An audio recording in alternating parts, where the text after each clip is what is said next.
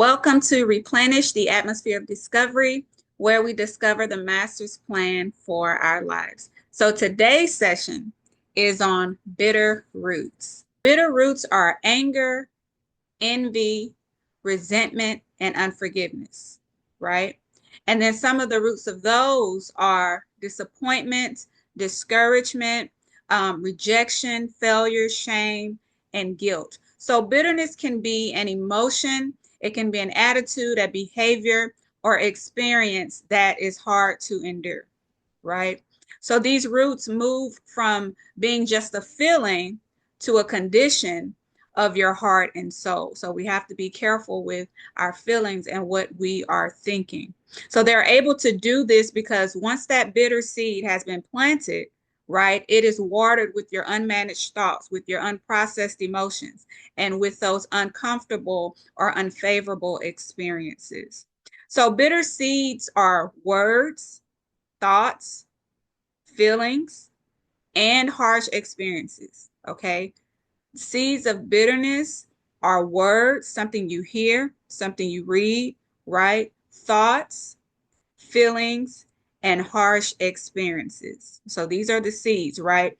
When people use bitter words, right, they're like arrows. They wickedly encourage and empower the shooter to set up plots against those that hear those words.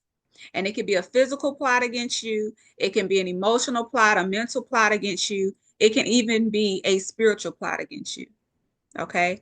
So one of the easier ways to keep those bitter roots traveling from generation to generation is through curses.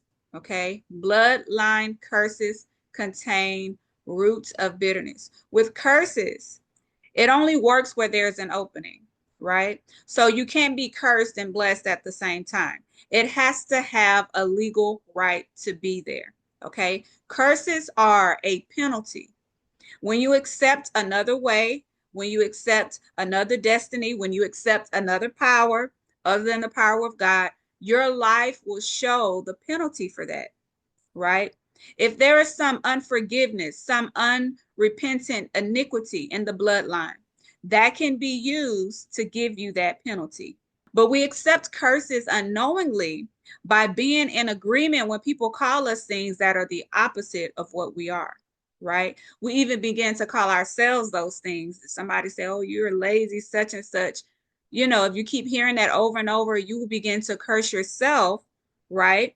With those things. So there is a penalty for calling yourself or allowing other people or accepting when other people call you something other than what God has called you. Okay. So a curse is essentially anything that opposes God. It's the penalty for anything that opposes God, even if it's you. Right. So when you accept what someone calls you or what someone says about you that is not what God said, then you have accepted not only those words, but you accept the penalty or the curse behind those words that are said in opposition to God. Okay. If God says you can and you say you can't, there's a penalty for that. Like your life will show that you didn't believe what God said you could do, right? You are opposing God. And so what's blocking a lot of us is the curse that we've agreed to, right? The curse that your family may have agreed to. These curses are fortified in the stronghold by attaching itself to your identity, right? And that's how that curse can continue to go on and on and on. This is why it is important to be whole. It is important for us to be righteous because somebody can speak a curse or a spell over you even, right? But if there is no unrighteousness in you, no agreement with what they are speaking, no matter what they say, it's not going to work. Right. That's why we can't be so distraught when we hear someone saying something about us. If it's not true, just make sure you're righteous, right? You cannot place a penalty or a curse on a righteous person. Okay. And what this looks like is like, say for instance, when we talk about bloodline curses and roots of bitterness being in those curses, that looks like your great, great, great, great, great grandma or grandpa. Maybe they were bitter about a sibling that they felt was treated better than them, right? So they envied that sibling and they were jealous of that sibling. right? So when they had kids, they didn't allow the kids to play together. And then the kids continue dragging that root down to their kids, so on and so forth. And each generation, that root of bitterness, right? That resentment, that envy, that jealousy, it gets stronger, right? Because you keep adding to it, you keep giving it power. And then so you end up seeing more violence in the family. You end up seeing more hatred in the family, more division and more destruction in the family unit, right? So that's how that look when you see that root of bitterness being passed down through bloodline curses, generation after generation. It started somewhere and nobody cut it off. It doesn't stop unless you stop it. Those roots of anger, envy, resentment, unforgiveness, disappointment, discouragement, rejection, failure, shame, and guilt, those roots create voids in you. Okay. A void represents a deep longing or desire for something. And if it isn't filled with the right things, then the wrong things will do, right? You'll accept the wrong things. Bitterness creates these empty places inside of us that we tend to fill with the influx of bad things in order to cope with the things that are happening, right? In order to cope with the feelings that we're feeling. And we fill them with toxic people, right? Alcohol, drugs, sex, food, money, fame, right? We fill these voids that bitterness has created with bad things, and filling these voids with negative coping mechanisms will end in bitterness, right? Because that's where it started. You cannot fill a bitter hole with more bitterness and expect to get something beneficial out of it. To a hungry, empty soul, every bitter thing is sweet, right? And so that's why we should not have any lack and have any voids. We should be whole and complete in all areas so that the voids we have don't take on bitterness as something sweet or seen as something good, okay? Bitterness is destructive. It's easy to catch on to unfair treatment, injustices, and even harsh misunderstandings. Bitterness is destructive like a wildfire. Okay. It loves to attach to those injustices, those, oh, that's not fair, right? Bitterness loves to attach to that, right? And even harsh misunderstandings. And this produces shame, guilt, resentment, anger, discouragement, right? And these things should not be left to fester or wander through our thinking processes, right? Because they will end up penetrating our soul. If it's in your thoughts, it'll keep going for years and years and months until you stop it. Okay. And that shortens our lives and it causes us misery and torment that does not have to be there because we have the power to stop it. Right. Struggles, hardships, and physical challenges can bring forth envy and resentment. These are roots of bitterness, okay? Because you're constantly seeing people who have less get further, or you're seeing the evil prosper, right? And some of that is because you're not where you're supposed to be, right? Or you're with the wrong people in the wrong places, right? You're not doing what you're supposed to be doing. Sometimes that's why you see evil prospering because the good is just sitting there expecting I don't know what, right? And you might have good reasons for why you're not. Okay, you might have a good reason why you're still sitting there, why you're still in this place, why you're still around these people. You can have a good, valid reason, but your reason is just information that the enemy uses to steal your destiny. Okay. It doesn't matter how good the reason is. If you are not doing what you're supposed to be doing, if you're not in the position or the place you're supposed to be, if you're not around the right people, all of those reasons you have for not being who you're supposed to be, where you're supposed to be, for who you're supposed to be it for, all of those reasons is just information, right? That the enemy uses to steal your destiny. Okay.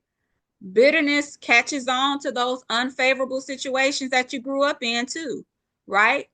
Even though it's no fault of your own, it still catches to it and starts destroying things. Okay. And so we have to be careful of those extended disappointments. because it leads to discouragement, which is the root of bitterness. Okay? When you are discouraged a lot, you can start to get resentful. So you have to set a boundary for how long you allow yourself to be disappointed to keep from becoming discouraged and staying in that place. Okay? If you are constantly discouraged and disappointed, you can become depressed, you can become frustrated, creating more bitter roots, right? Optimism beats discouragement. Not comparing yourself to other people beats discouragement.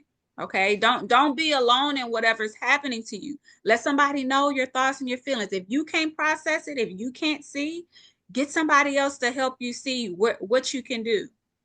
Okay, so that you have another perspective before you drive yourself into more frustration and more bitterness. A lot of frustration, though, comes from not meeting the expectation that you've set or the expectation somebody else set for you, right? So remember your goals and your expectations for yourself and for other people, they need to be according to each person's capacity, right? When you start having expectations for a person that's higher than they can give, you start having trust issues, right? And then you start to get frustrated. You can go check out session 69 on pressure and also session 54 on trust issues.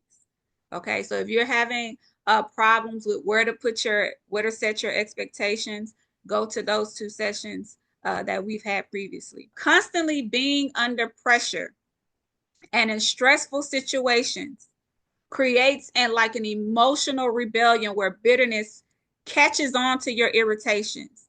It catches on to those insecurities and those anxieties, right? When you're in constantly in stressful situations. And this causes mood swings, right? That makes you reject and abandon people, ideas, places, and mindsets that are beneficial to you, right? So remember what that pressure is. Okay, what causes pressure? Something has to come in contact, right? That you have to agree with to cause pressure, and you have to break those contact points. Okay, again, the session on pressure is session 69. Go back if you're still in stressful situations, right? You're still frustrated. This can cause a root of bitterness.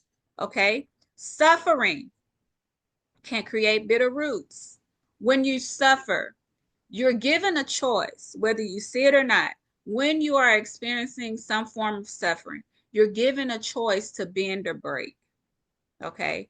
There is a way to suffer well, right? To suffer without creating those voids where those bitter roots can start to take place, right?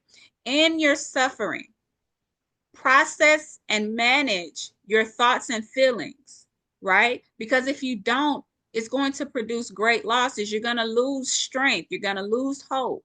You're going to end up losing courage, right? You have to protect your soul while you are suffering, okay? Because sometimes it's not a fault of your own, right? But bitterness will attach to that thing, okay? And bitterness speaks out of the soul. It's not just in your thoughts and feelings. It speaks out of your soul, and it reaches out and catches on to others who have that same heaviness, right? Who are suffering as well, who have those same traumas, okay? But when your identity is defined by God, you can remain in a constant state of renewal, right? Because God restores the soul. He renews the mind. He heals the body.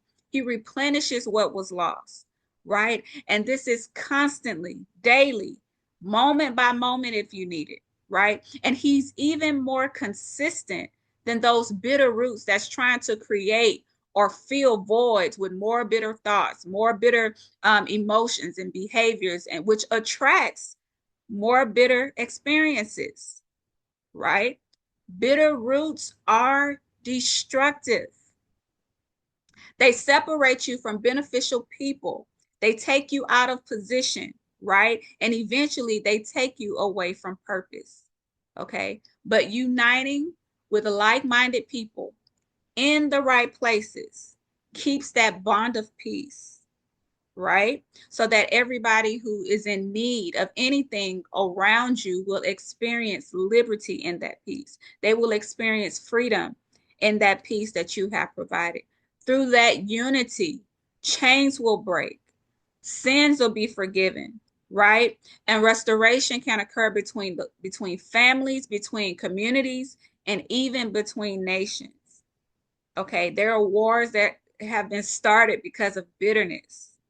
Okay. Bitterness also shows up when you are impatient.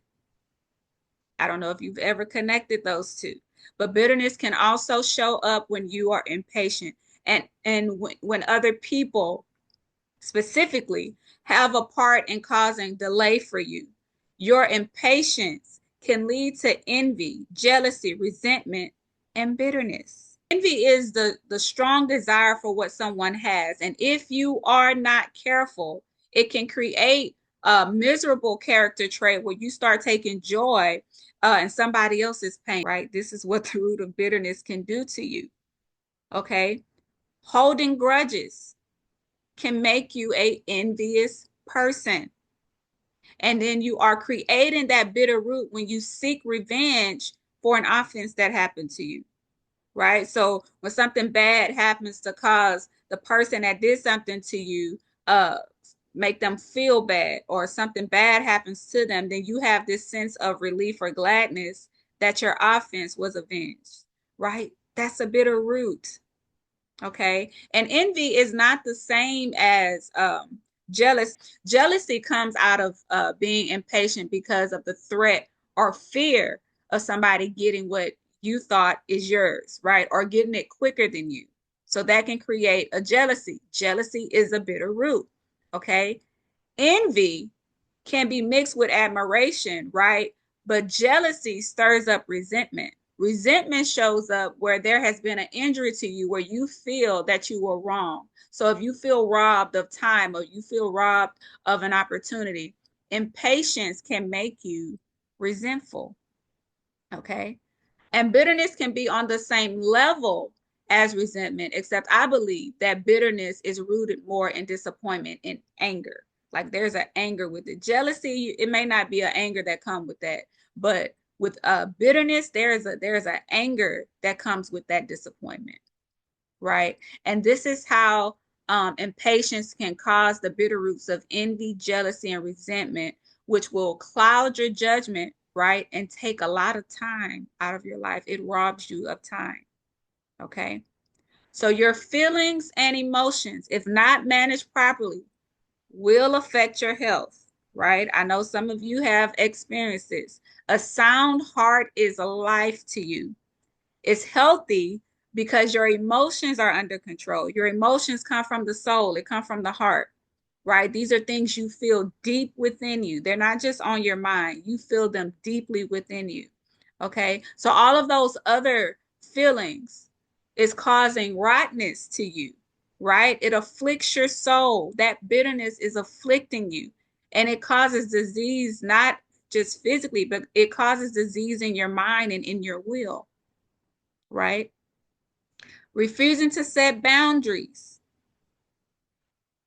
This is an open door for bitterness and resentment.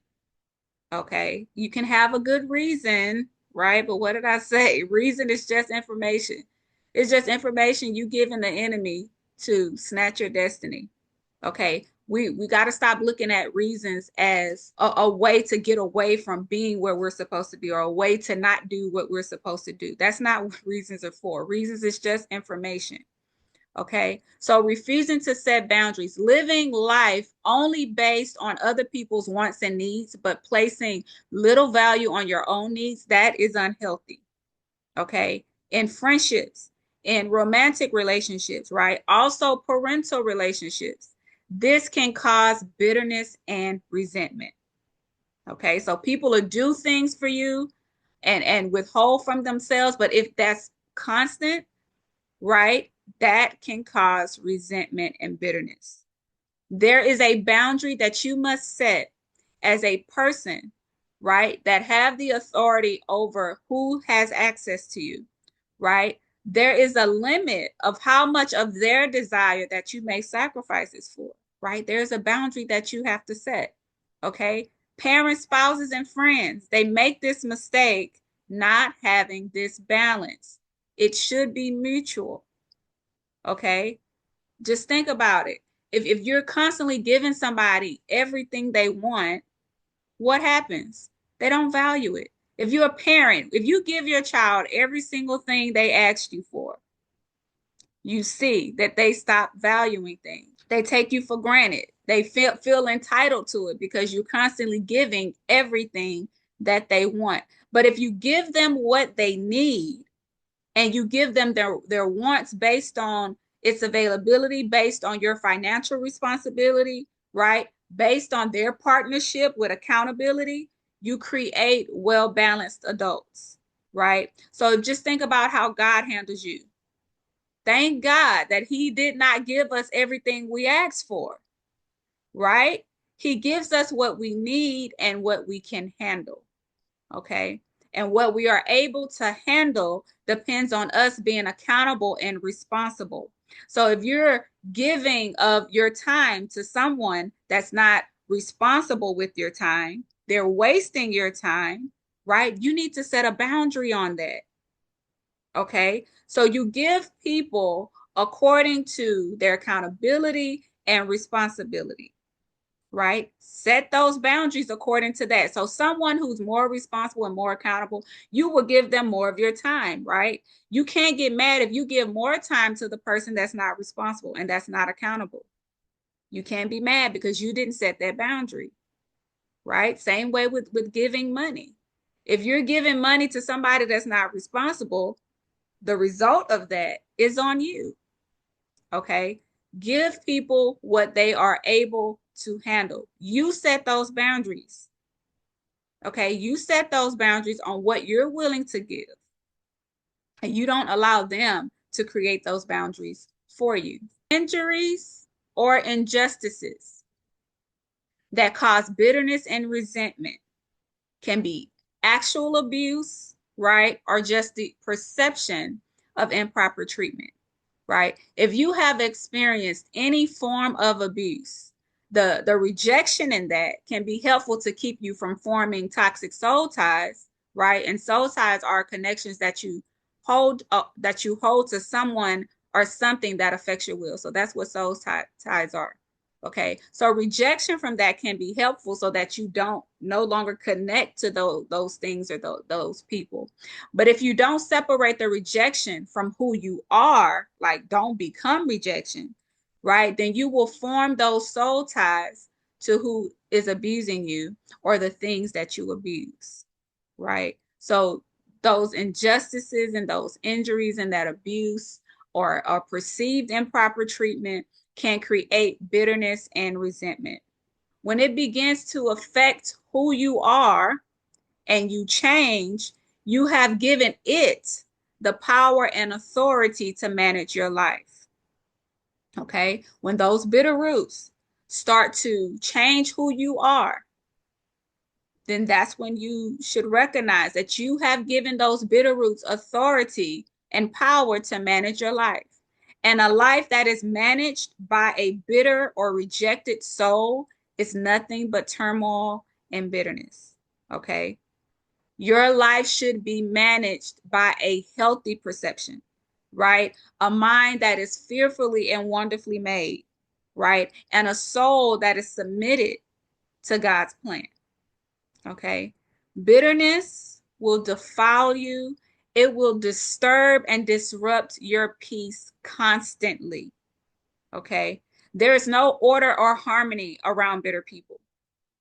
Deep-rooted anger, resentment, and unforgiveness, like I said, carries many diseases and disorders with it. You don't want bitterness in your soul. Okay? But a way to escape those triggers, a way to escape those places, y'all ready? Here's the answer to get rid of those bitter roots very, very quick. Y'all ready? Forgive. You will snatch out those bitter roots if you learn how to forgive quickly. Okay, wake up ready to forgive. Okay, according to the Bible, every person gets at least 490 times. Okay, so I think we did this before, but try just 3 times out of the week, 3 days out of the week. You decide to wake up and give every person 490 times and practice forgiving quickly. Okay, don't hold those grudges and ill feelings, and you'll be surprised how relaxed you are, how that turmoil in your day all of a sudden subsides, right? And it'll actually make you healthier and save your life. Forgive quickly. If you have bitter roots, no matter how long you've had them, maybe they are in your family line. If you want to get rid of them and you bitter, you don't want to be bitter no more, forgive quickly. Okay. When you don't forgive people, it allows their evil to transfer to you. Okay. Whatever they did, you now have it. Okay. So instead of you staying a loving, generous, happy person, you become bitter and angry and mean, not only to the person that harmed you, but to people that had nothing to do with that harm. So you allow that evil from them because of what they did to you and you're not willing to forgive. You allowed it to transfer to you to make you bitter. And now you're lashing out at people that had nothing to do with the offense. Okay.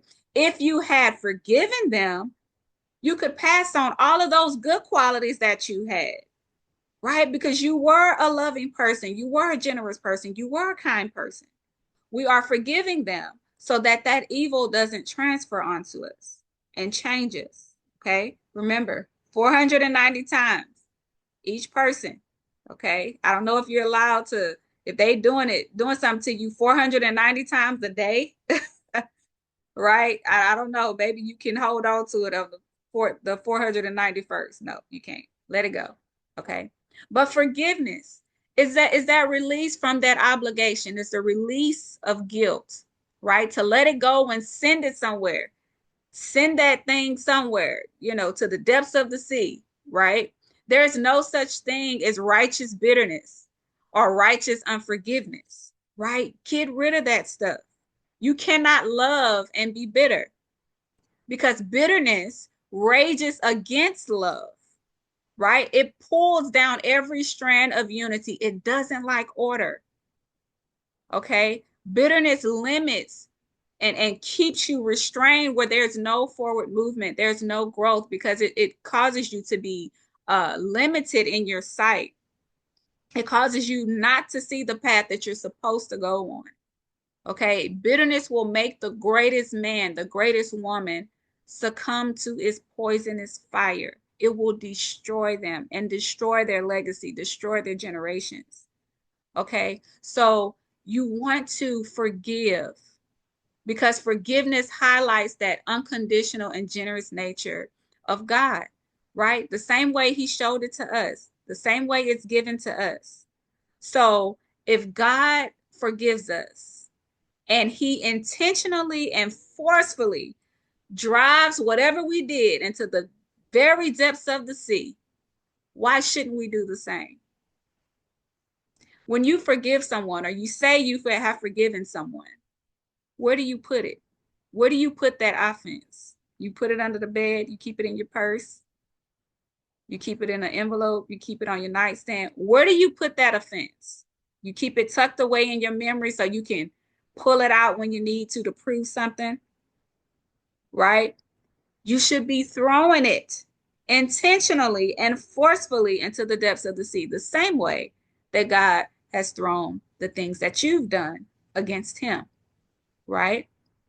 When you constantly bring up what someone has done to you without a testimony, you are continuing to inflict yourself. Okay. And you're keeping that bitter root going, especially when you continue to say it to people that care about you because now they're bitter about it. Now they have anger about it. Right. So it doesn't matter who the enemy is, even if it's yourself. If you have not forgiven yourself and you keep bringing up the thing that you did, you are continuing to inflict yourself. God threw it away, right? So we have this thing where we can't believe God has forgiven us because we haven't forgiven us, right? But he throws that thing in the, it says he throws it. When it says he cast it, that means he forcefully. And if you can think about how much power God has, if he throws something into the depths of something, it has officially been thrown. Okay. So we have to practice the same thing. Throw that thing as far away from you as you can to stay away from those bitter roots. Okay. And remember, when you bring up that offense, when you bring up what somebody did, if you're not bringing it up with the testimony, with the story of overcoming it, you are continuing to inflict yourself. You're continuing to let that bitter root grow deeper and deeper and deeper. And if it's growing, you talking about it, right? You're telling somebody about it. And now you're spreading that to somebody else. You're teaching them how to be bitter, right? That pain creates bitter roots. You got to manage it. You got to talk about it. You have to deal with it. Okay. But you can even have pain from you, like condemning yourself, punishing yourself because you have these feelings of shame and emotional guilt, right? You haven't forgiven yourself even though God already did, right? Let that shame and guilt go. Practice, right? Practice throwing it. Throw it away. Okay? Don't hold grudges against yourself or other people. Living with unresolved guilt or spending years too afraid to be vulnerable, that could be the source of your pain. That could be the source of your physical pain, right? And you don't want to wait until you're on your deathbed to before you receive love or give love or give forgiveness. You don't want to wait because there were years of your life that you could have been free, that you could have had a whole different perspective. You could have lived a whole different life. But so often we wait as human beings, we'll wait till we're on our deathbed to receive love or receive forgiveness or give it, right? You don't want to wait. You don't know what your life would have been had you been free from that. There's sicknesses you might not have had. There's disorders you might not have had, diseases you may not have ever gotten had you forgiven someone, right? People, when people betray you that are close to you, right? It hurts your soul, not just your feelings. It hurts you to the core, right? So you have to talk about it. You have to process it so those bitter roots do not form. Okay. And when someone does something to you, you have to understand that justice and forgiveness, they're two separate things. Just because you are forgiving them, that's not saying they are just in what they did. Okay. We cannot let love and forgiveness be the two things that we wait to receive or give when we're on our deathbed. We are the ones oppressing ourselves, right? So if somebody did something to you, throw it away. Deal with the feelings, deal with the thoughts, right? But throw away the offense until you overcome so that the next time you talk about it, it is a testimony. It is from a place of victory, not from a place of you being a victim. Okay? When you release the evil that has been transferred to you and you choose to forgive and let those people go, your wounds heal. Okay? The brokenness is mended, right? And you create space in your soul for good things. Okay? If you chop those bitter roots, if you stop them from forming, right? Then you're not so willing to allow those toxic thoughts and behaviors to fill those voids. You'll fill those voids with good things because you want to keep that. You want to keep that peace, right? So uproot any curse of bitterness, uproot roots of bitterness, and implant the truth, implant forgiveness and love and an optimistic mindset so that those things can take root and blossom, right?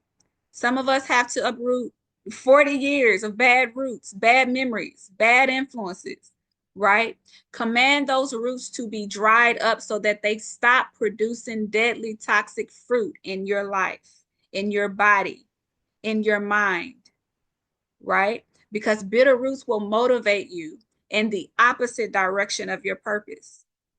And it will shred important pieces of your identity that house your God-given talent and your drive to succeed. Okay. It's not worth it. Right. So 3 days next week, just 3 days. We have 7. 3 days. Wake up ready to forgive 490 times and see how much peaceful your day is. Even if it's an old offense that tries to come up. Nope. I'm chunking you into the depths of the sea because that's what God did when I did the things that were against him, right? See how much more productive you are when you're not wasting away, because that's what you're doing, because it's affecting your body. When you're not wasting away in bitterness and resentment and shame and guilt and failures and pain and suffering, right? This is something you should practice in your relationships, right? Because things can be said that are offensive. What are you going to do with the offense, right? You throw the offense away, right? And then you deal with the feeling. You don't hold on to the offense because it will form a bitter root, okay? And the truth literally sets you free. If you have beneficial people in your life, but maybe they said something or did something, and you didn't quite understand it, talk to them about it. Hey, what did you mean? Or did you have a bad day this day? You know what I mean? Find out, because people have off days, right? And so you don't want those little moments to create lifetime roots that you pass on, right? And so you are basically perpetuating evil into this world. Instead of giving this world the best parts of you, you've allowed the bitter roots to like basically shred you of parts of your identity that were important to this world, right? And people end up being buried, not giving the things that they were supposed to give to this world, right? And so find out if you have any of these bitter roots: envy, jealousy, resentment, unforgiveness, disappointment. They're smaller roots, but they're still bitter roots, right? Disappointment, discouragement, rejection, failure, shame, guilt. Okay. When these things show up, don't let that bitter root attach to it, right? Forgive. Forgive the person, deal with the situation, deal with the feeling. If you have not yet, please subscribe on YouTube where all of these sessions are. Please share at least one. Go through all of them, find your favorite session, share it with somebody. Okay, they need it. We all need it. Okay, I need it. I'm still going back like, oh, today, let me see, this is how I feel, let me listen. Okay, we all need it. Okay, and this is free, and I am preparing an online course as well. It's in 4 parts called the Replenish Project, so look out for that. I'm putting that together right now as we speak, so look out for that. I'm also working on a prayer book titled Always Pray, and in it is 275 prayers, 275 different topics, right? And so it's taking a minute, but I'm listening for what needs to be prayed, for those that would like that as well. That's just some of the things I'm working on. So all of you be blessed, and I hope you have a blessed weekend.